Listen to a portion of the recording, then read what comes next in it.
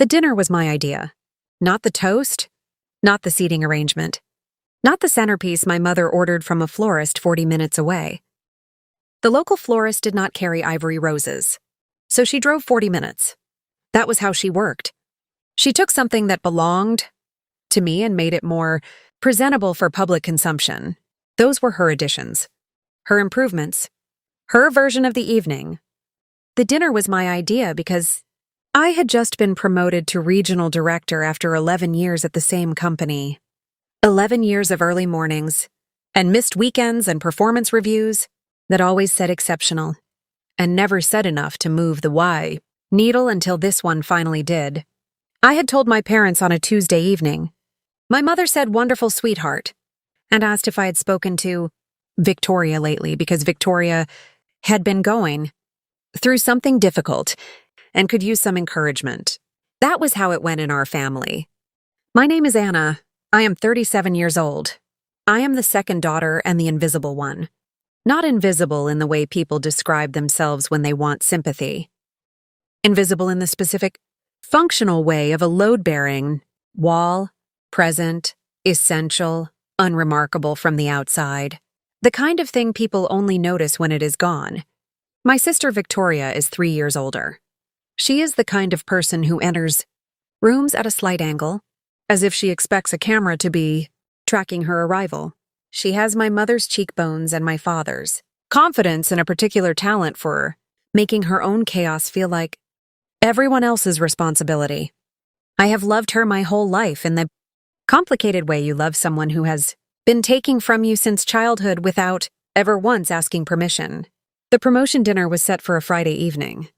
My parents reserved a private room at a restaurant called Harlow on the east side. White tablecloths, good lighting, the kind of place that makes ordinary moments feel significant. 14 people came. My husband David, my 2 closest friends from work, Rebecca and Simone, my Aunt Helen and her husband, 3 cousins, my parents, and Victoria, who arrived 12 minutes, late in a dress. That cost more than my first paycheck, and sat down at the table with the particular ease of someone who had not spent 11 years working toward the evening. The dinner was good. The food was good. The conversation moved the way it does when people are comfortable and the wine is right and nobody has said anything irreversible yet. Then my mother stood up. She tapped her glass with a dessert spoon. The table went quiet. I felt David's hand find mine under the tablecloth. He knew. He always knew before I did when something was coming. My mother smiled at the room. She talked for 4 minutes. I know it was 4 minutes because Rebecca told me afterward. She had been watching the clock above the bar because she had a sitter with a hard cutoff at 11, and she was tracking the evening's pacing. 4 minutes. My mother talked about family, about what it meant to raise daughters who believed in themselves, about the years of sacrifices parents make that children never fully understand until they are parents themselves. She talked about resilience, about the way difficult seasons build character, about how proud she was to be standing in a room full of people who loved her family. She talked about Victoria for 2 minutes and 40 seconds. She talked about how Victoria had navigated the past difficult year with grace, how Victoria's strength had inspired her, how watching Victoria refuse to give up despite everything she had been through had reminded her what their family was made of, how Victoria was proof that the women in their family did not stay down. Then she turned to me. And Anna, she said, has also had a wonderful year. This promotion is so well-deserved. We are so proud of her hard work. 12 seconds. I counted those too. Afterward, alone in the car while David drove us home and said nothing, because there was nothing useful to say. 2 minutes and 40 seconds for Victoria. 12 seconds for the person whose promotion dinner we were at. I smiled through the applause.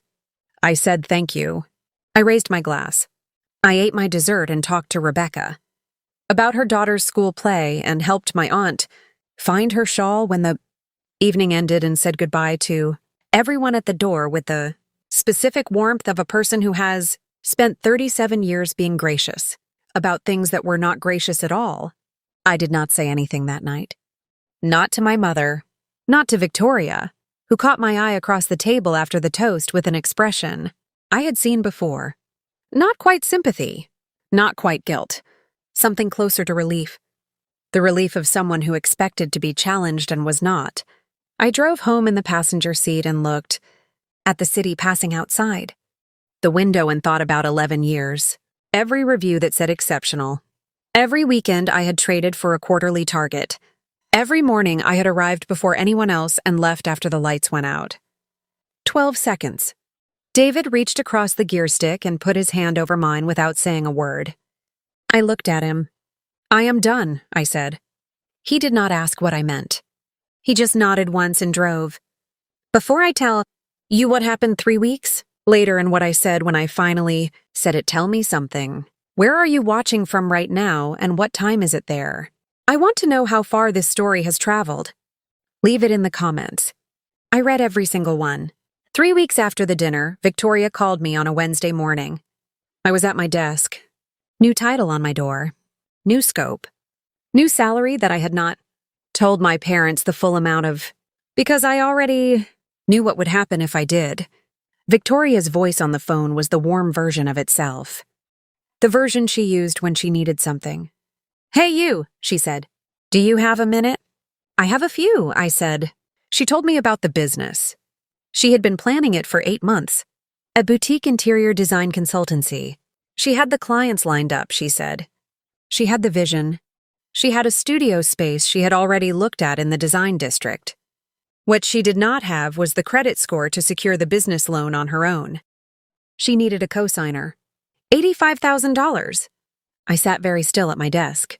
I want you to think about this carefully before you answer, I said. Of course, she said. Take all the time you need. I just know that you have always believed in me and this is real this time. I can feel it. This is the one that works. I told her I would call her back. I opened the bottom drawer of my desk. Inside was a folder I had been keeping for 3 years.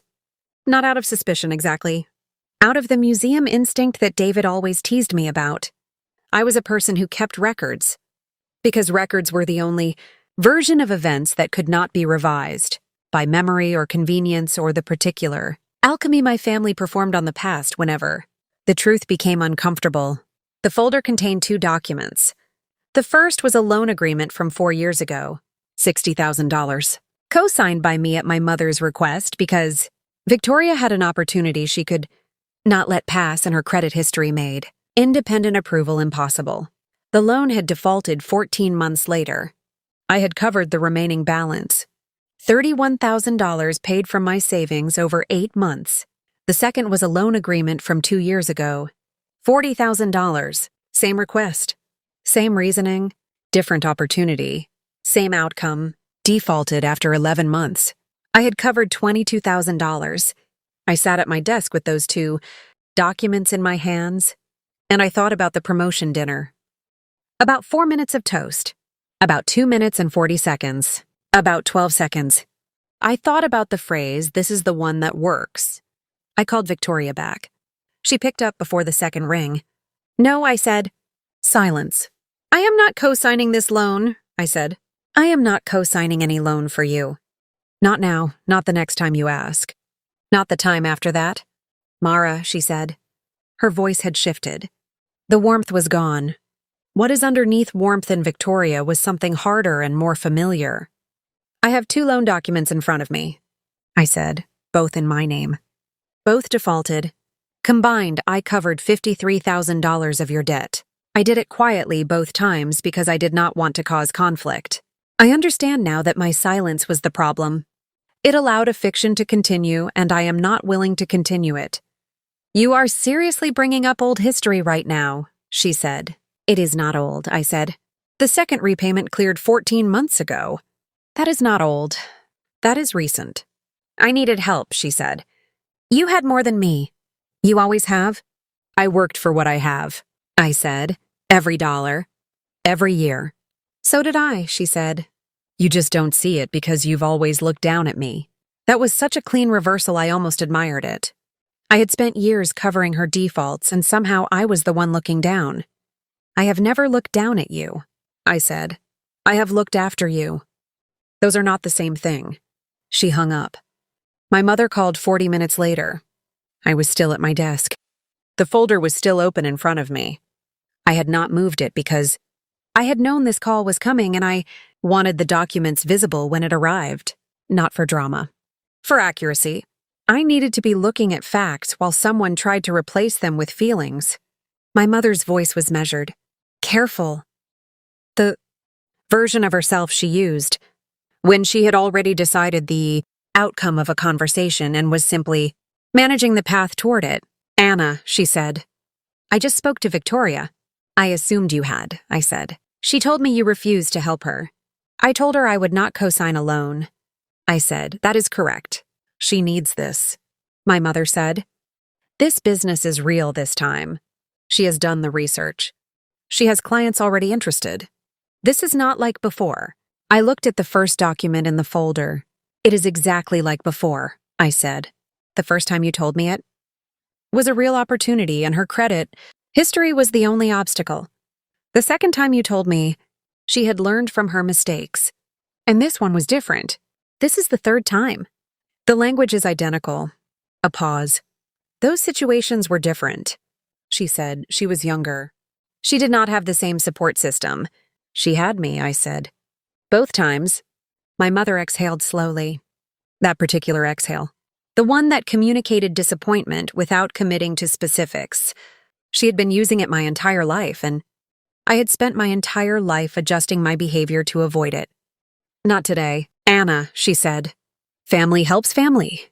That is what we do." I set the folder down flat on the desk. "I want to ask you something," I said. "And I need you to answer it honestly." She said nothing, which was its own kind of answer. "At the dinner 3 weeks ago," I said, "my promotion dinner. How long did you speak about Victoria in your toast?" The silence stretched. "I spoke about the whole family," she said. "How long did you speak about Victoria specifically?" I said. "I don't know exactly," she said. "I mentioned how difficult her year had been. I thought it was important to acknowledge that." "At my promotion dinner," I said. "Anna, that is not fair." I timed it afterward. I said, 2 minutes and 40 seconds about Victoria. 12 seconds about me. At a dinner that existed because of something I had worked 11 years to achieve. The silence on the other end was different now. Not the managed kind. The caught kind. "I am not telling you this to punish you," I said. "I am telling you because I need you to understand something. I have been making myself smaller my entire life so there would be room for Victoria to feel bigger. I have been doing it with my silence and my money and my patience and my willingness to absorb things that should never have been mine to absorb." "Mara," she started. "Let me finish," I said. "I covered $53,000 of Victoria's debt. I did it both times without telling you because I did not want to cause problems. I understand now that my silence was the wrong choice because it let everyone in this family believe a version of Victoria that is not accurate and a version of me that is not complete." My mother's voice was quieter when she spoke. "You paid those loans yourself." "Yes," I said. "Both of them." "Yes." Another silence. Longer this time. "Victoria told us the first one was sorted out by the bank," she said. "She said there was a restructuring program." "There was no restructuring program," I said. "I paid it. $31,000 over 8 months. I did not tell you because I knew what would happen if I did. You would have asked me to be understanding. You would have told me she was going through something. You would have found a way to make her difficulty the center of the conversation and my sacrifice the background detail." My mother did not deny it. "That was the first honest moment of the conversation. I want you to know that I love you," I said, "and I love Victoria. That is not what this is about. This is about the fact that I have been running on empty for years inside this family and nobody noticed because I never stopped running."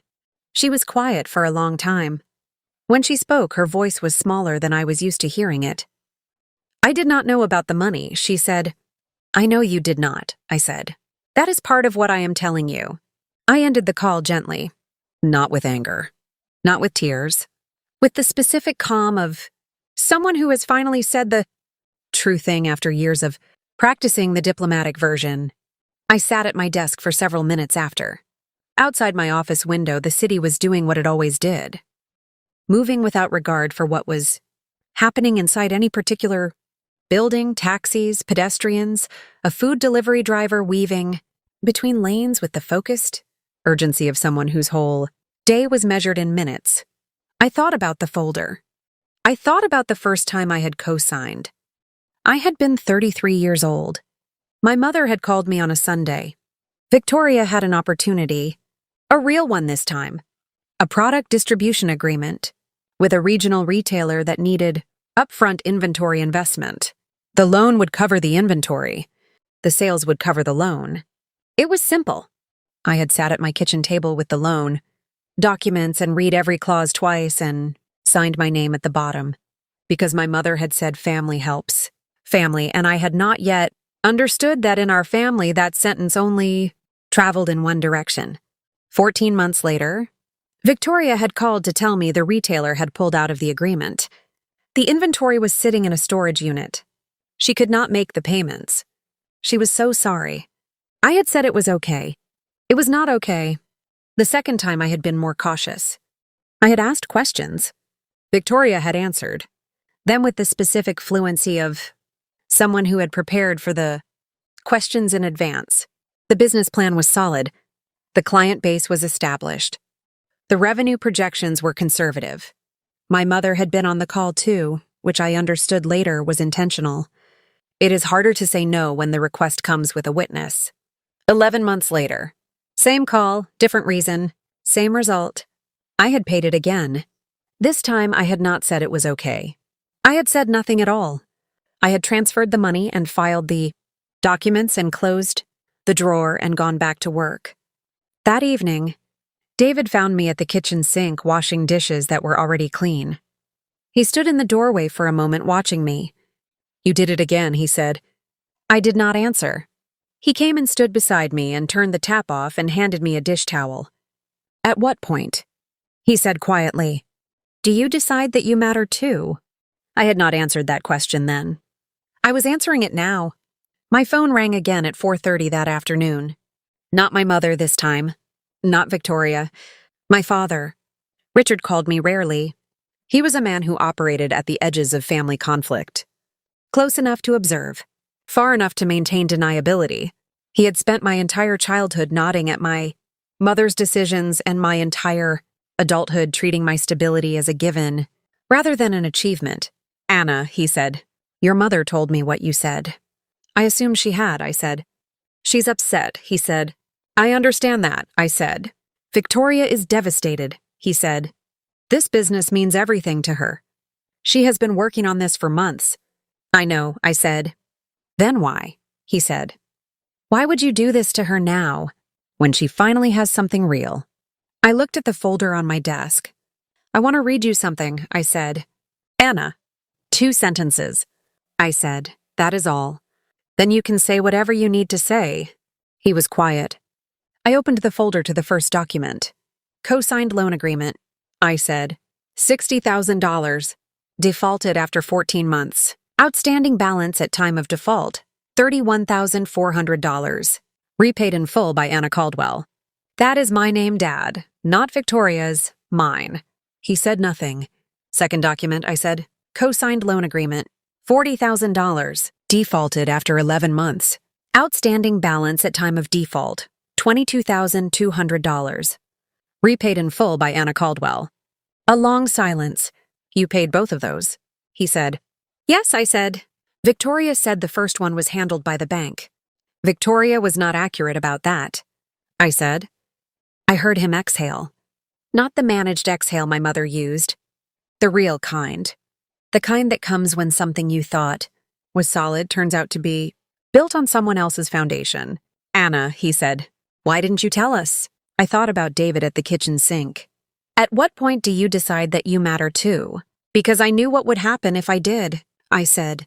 "You would have protected her. You would have found a reason why it was not her fault, and a way to make me feel guilty for being affected by it. You have been doing that my entire life, and I have been letting you because I love this family, and I did not want to be the one who broke something." My father was quiet for a long time. When he spoke, his voice was different. The edge of authority was gone. What was left underneath was something more honest and less comfortable. "We have not been fair to you," he said. "No," I said. "You have not." He did not argue with that. That was the second honest moment of the day, and it was more disorienting than the first because my father did not do honest easily. He did pleasant and he did firm, and he did the particular brand of diplomatic neutrality that had kept the peace in our family for decades. Honest was new. "I need to think," he said. "Take the time you need," I said. He ended the call. I closed the folder. I looked at my name on the door of the office I had worked 11 years to earn. Regional Director. 2 words that had cost me more mornings and more evenings and more of myself than anyone in my family had ever asked about or acknowledged in more than 12 seconds. I straightened the folder on my desk. I picked up my pen. I went back to work. The week that followed was quiet, in the way that things are. Quiet after a structural shift. Not peaceful. Quiet. The way a room is quiet after furniture has been moved and everyone is still figuring out where to walk. Victoria did not call. My mother called twice and left messages that were careful and short and did not ask anything directly, which meant she was still deciding what she actually wanted to say. My father did not call again, but David told me he had texted him once. A single line. "How is she doing?" David had replied. "She is fine. She is always fine." That was the problem. I worked, I ran. I cooked dinner on Tuesday and Thursday the way I always did, and I did not fill the silence with explanations or apologies, or the particular brand of emotional maintenance I had been performing my whole life to keep everyone comfortable around me. It felt strange. Not bad strange. The kind of strange that comes when you stop doing something habitual and your body does not know what to do with the freed space. On Thursday evening, my Aunt Helen called. Helen was my mother's older sister. She was 71 years old and had the specific clarity of someone who had lived long enough to stop being tactful about things that did not deserve tact. She had been at the promotion dinner. She had heard the toast. She had said nothing that evening, but she had looked at me across the table with an expression I had not been able to read at the time. I read it now. "Anna," she said, "I have been thinking about Friday night since Friday night." I said nothing and waited. "Your mother called me this week. She told me about the loans. She told me about what you said to her. She asked me to talk to you." "I assumed she did," I said. "I am not calling to talk you into anything," she said. "I want you to know that first. I am calling because I was at that dinner and I watched that toast and I did not say anything. And I should have." I sat down on the edge of the sofa. "It was wrong," she said. "What your mother did. The way she spoke about Victoria for that long at your dinner. I saw your face when you raised your glass and I knew you were holding something. I have watched you hold things your whole life, and I have never said anything because it was not my family to correct. I am sorry for that. I had not expected that. I had expected pressure, a gentle redirection. The kind of conversation where someone pretends to be on your side for the first 3 minutes before turning the corner toward the real destination, which is always some version of, but she means well, or but she loves you, or but can you just, this once let it go. This was not that. "Thank you," I said. "That means more than you know. Your mother is not a bad person," Helen said. "But she has a blind spot the size of a barn door and she has had it for 40 years, and nobody has ever stood in front of it and made her look directly at it. You did that this week. It is going to take her some time." "How much time?" I said. Helen made a sound that was almost a laugh. "Less than she thinks," she said. "She called me 4 times in 3 days. That is not a woman who has dismissed what you said. That is a woman who is frightened by how much of it is true." We talked for 20 more minutes. Not about the loans or the toast or Victoria. About other things. Her garden, my job, a book she was reading that she thought I would like. Ordinary things that felt extraordinary because they were directed entirely at me without a single detour toward someone else. When we finished, she said one more thing. "Keep the folder," she said. "Not as a weapon, As a record. People revise history when it becomes inconvenient. You deserve to have the accurate version. I will, I said. After I hung up, I sat in the quiet living room for a long time. David came in from the kitchen and sat beside me.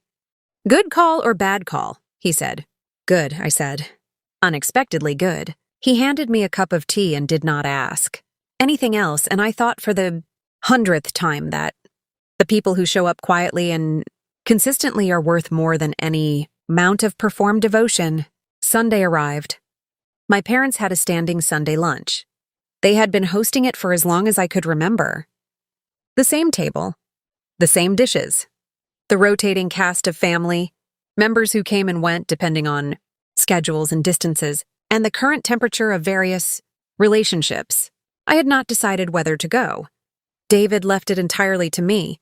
He said he would come if I wanted him there and stay home if I preferred, and either way, he would have dinner ready when I got back. That was what 11 years of good marriage looked like. Not grand gestures, readiness. I went. Not because I had resolved anything. Not because I was ready for peace.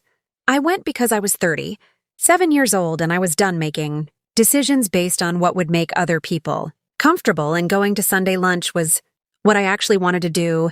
I wanted to sit at that table and be exactly who I was and see what happened next. Victoria was already there when I arrived. She was in the kitchen with my mother. I heard them stop talking when I came through the front door. A particular silence, the kind with shape and texture. My father was in the sitting room. He stood when I came in. He crossed the room and put his hand on my shoulder and said simply, "I am glad you are here. Nothing more. No preamble. No performance." It was enough. We sat down to lunch 20 minutes later. My mother had made the things she always made. Roast chicken, roasted potatoes, a salad that was mostly for show. The table looked the same as it always had. Everything on the surface identical. Everything underneath rearranged. The conversation was careful at first. The weather, a neighbor's renovation, a television series my father had started watching. The kind of talk that fills space. While people figure out where the edges of the new landscape are, Victoria said almost nothing for the first 30 minutes. I watched her from across the table. She looked tired in a specific way. Not physically tired. The tired that comes when the performance you have been maintaining requires more energy than you have left. Her hair was not as polished as usual. She had not brought the practiced brightness she normally carried into a room. She was just sitting there eating roast chicken and not looking at me. I did not push. I had learned something important over the past week. Silence can be a demand. If you stop filling space for other people, they eventually have to fill it themselves. And what they fill it with tells you more than anything they would have said if you had kept talking. My mother was the one who finally said it. She set down her fork and looked at the table for a moment and then looked at me. "I have been thinking all week," she said, "about what you said. About the toast." I waited. "I did not mean for it to come out the way it did," she said. "I was thinking about Victoria because she had been struggling, and I wanted to acknowledge that. I did not think about how it would land. I should have thought about how it would land. It was your evening, and I made it about something else, and I am sorry for that." The table was quiet. It was not a perfect apology. It still centered her intention over my experience. It still framed what happened as a miscalculation rather than a pattern. But it was real. It cost her something to say it in front of Victoria, and my father, and the Sunday chicken, and the salad that was mostly for show. "Thank you," I said. Victoria looked up then. Her eyes were red at the edges, not from crying recently, from the kind of tiredness that accumulates when you have been sitting with something uncomfortable for long enough that it starts to show in your face. She opened her mouth, closed it, opened it again. "I know you are not going to co-sign the loan," she said. "I am not going to ask again. I just need to say something, and I need you to let me say it without stopping me." I nodded. She looked at the table. "I have been telling myself a story," she said, "for years, about the two of us. In my version, I was the one who had it harder, the one who struggled more, the one who needed more help because life was less fair to me. And you were the one who had it easier, Who was more capable? Who did not need what I needed because you were just built differently? She stopped. My mother was very still. I told myself that story so many times I stopped questioning it. She said, I told it to Liam. I told it to Mum and Dad. I told it to myself every time I called you for money and you said yes. I made it true in my head so I did not have to think about what I was actually doing. She finally looked at me. What I was actually doing, she said, was taking from someone who never said no, and calling it fairness. The room was very quiet. Not the heavy, guilty quiet of the promotion dinner. Something different. The quiet that arrives when a true thing has been said by the person who most needed to say it. I did not speak immediately. I let it sit. I had learned that too this week. Not every true thing needs an immediate response. Some of them just need to be received. After a moment, I said, I know. She nodded. I am not going to pretend this is all fixed, she said. I know that too, I said. We looked at each other across the Sunday table, with the roast chicken going cold, between us and the salad wilting in its bowl, and somewhere, outside, a dog barking at something it could probably not reach, and I thought that this was what family actually looked like when you took the performance away. Not clean, not resolved, just true.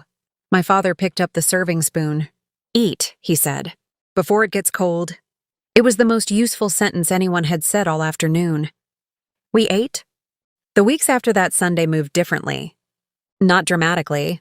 Not with the speed of resolution that happens in stories where people learn lessons and clean arcs and everyone adjusts permanently after a single honest conversation. Real families do not work that way. Real families work slowly and unevenly and with frequent reversions to old patterns, followed by corrections that are slightly less effortful each time. But something had shifted. My mother called on Wednesdays now, not to relay information about Victoria, not to ask if I had spoken to her lately or check whether I was being supportive enough of whatever Victoria was currently navigating. She called to talk to me about my week, about the new scope of my role, about a documentary she had watched that made her think of something I had said years ago about cities and infrastructure and the way things get built in layers you cannot see from the surface. She was paying attention in a way she had not paid attention before. I noticed it without commenting on it. Some corrections are better received when you do not announce them. The moment you say, "You are finally seeing me," you give the other person the option to defend themselves. If you simply continue the conversation, they have no choice but to keep being better. My father sent me an article on a Tuesday about a museum restoration project in another city. No message, just the link. That was his language. He did not have the vocabulary for emotional repair, and he was too old to learn it from scratch. But he had 40 years of finding other ways to say things. I understood the article. I sent back a single line. I thought this too. That was enough for both of us. Victoria and I did not talk for 2 weeks after the Sunday lunch. Not because of anger, because we both understood that the conversation we needed to have required more than a phone call, and neither of us was ready to sit across from each other with the full weight of it yet. Some distances are not hostility. They are preparation. She texted me on a Wednesday evening. Just one line. Can we get coffee this week? I replied. Saturday morning. There is a place on Birch Street. 10 o'clock. She replied. I will be there. I told David that night. He was reading in the armchair by the window. He looked up when I told him. How do you feel about it? He asked. Cautious, I said, but willing. He nodded. That is the right amount, he said, and went back to his book. I sat down on the sofa and thought about the word willing. Not hopeful, not optimistic, not prepared to pretend the past. 4 years had not happened, or that 2 weeks of honest conversation had resolved what those years had built. Just willing, open to the possibility that the person across the table was capable of being different from the person she had been. That was all I could offer at this point. It turned out to be enough to start. Saturday morning arrived gray and cool, the kind of morning that makes coffee feel necessary rather than optional. I got to Birch Street at 5 to 10 and sat at a table by the window and ordered before Victoria arrived, because I had learned a long time ago that small acts of autonomy matter. Choosing your own table, ordering your own coffee, not waiting for permission to be comfortable in a space. Victoria arrived at 3 minutes past. She was wearing something plain. No performance in her clothing. No carefully assembled impression. Just a jacket and dark jeans, and her hair pulled back and the same red at the edges of her eyes that had been there at Sunday lunch. She sat down. She ordered. She wrapped both hands around the cup when it arrived. We talked for 2 hours and 40 minutes. I know the length because I had to move my car at one point and check the time on the meter. We did not resolve everything. We did not arrive at the kind of ending where strings come together and themes announce themselves, and the meaning of the story becomes clear and portable. We talked the way people talk when they are trying to build something new out of materials that were previously used for something else, carefully, with frequent stops to check the structure before adding more weight. She told me things I had not known. She told me that growing up she had believed I was my father's favorite, that she had watched him read my essays and attend my debate competitions and help me with university applications, with a focus he had never directed at her in quite the same way. She had told herself she did not care. She had told herself she had our mother and that was enough.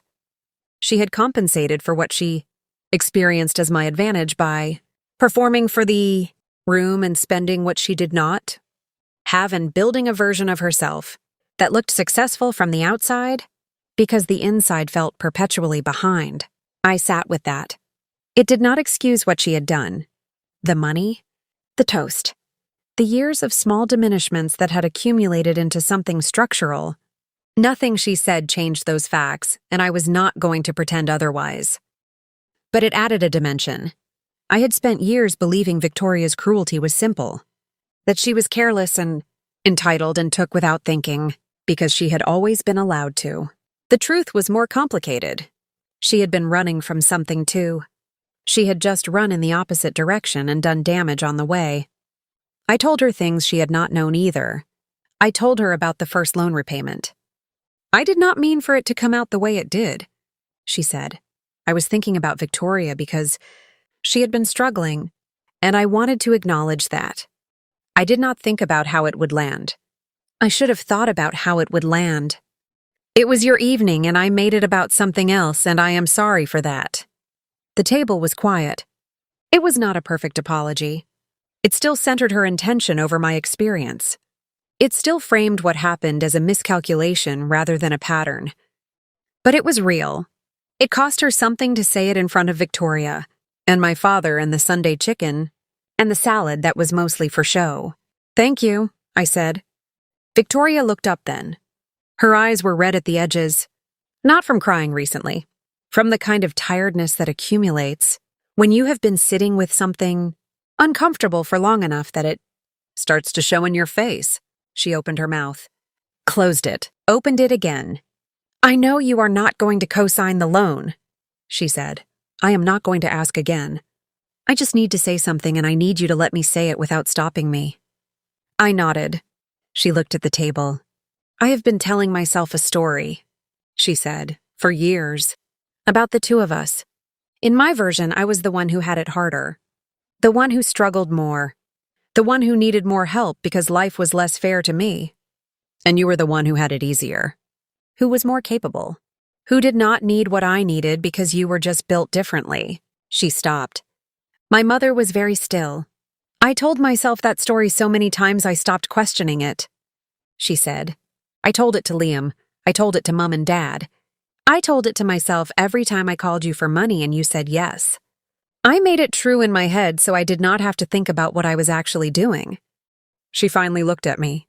What I was actually doing, she said, was taking from someone who never said no, and calling it fairness. The room was very quiet. Not the heavy, guilty quiet of the promotion dinner. Something different. The quiet that arrives when a true thing has been said by the person who most needed to say it. I did not speak immediately. I let it sit. I had learned that too this week. Not every true thing needs an immediate response. Some of them just need to be received, After a moment, I said, I know. She nodded. I am not going to pretend this is all fixed, she said. I know that too, I said.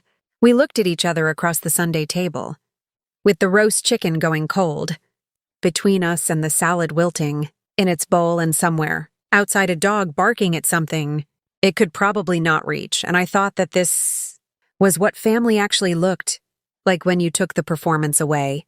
Not clean, not resolved. Just true. My father picked up the serving spoon. Eat, he said, before it gets cold. It was the most useful sentence anyone had said all afternoon. We ate. The weeks after that Sunday moved differently. Not dramatically. Not with the speed of resolution that happens in stories where people learn lessons and clean arcs and everyone adjusts permanently after a single honest conversation. Real families do not work that way.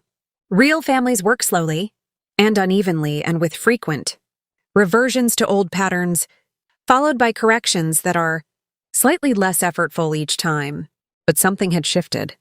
My mother called on Wednesdays now, not to relay information about Victoria, not to ask if I had spoken to her lately or check whether I was being supportive enough of whatever Victoria was currently navigating. She called to talk to me about my week, about the new scope of my role, about a documentary she had watched that made her think of something I had said years ago about cities and infrastructure and the way things get built in layers you cannot see from the surface. She was paying attention in a way she had not paid attention before. I noticed it without commenting on it. Some corrections are better received when you do not announce them. The moment you say, "You are finally seeing me," you give the other person the option to defend themselves. If you simply continue the conversation, they have no choice but to keep being better.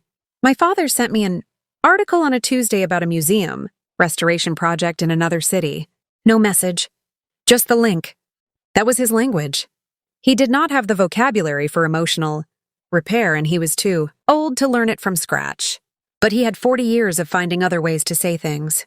I understood the article. I sent back a single line. I thought this too. That was enough for both of us.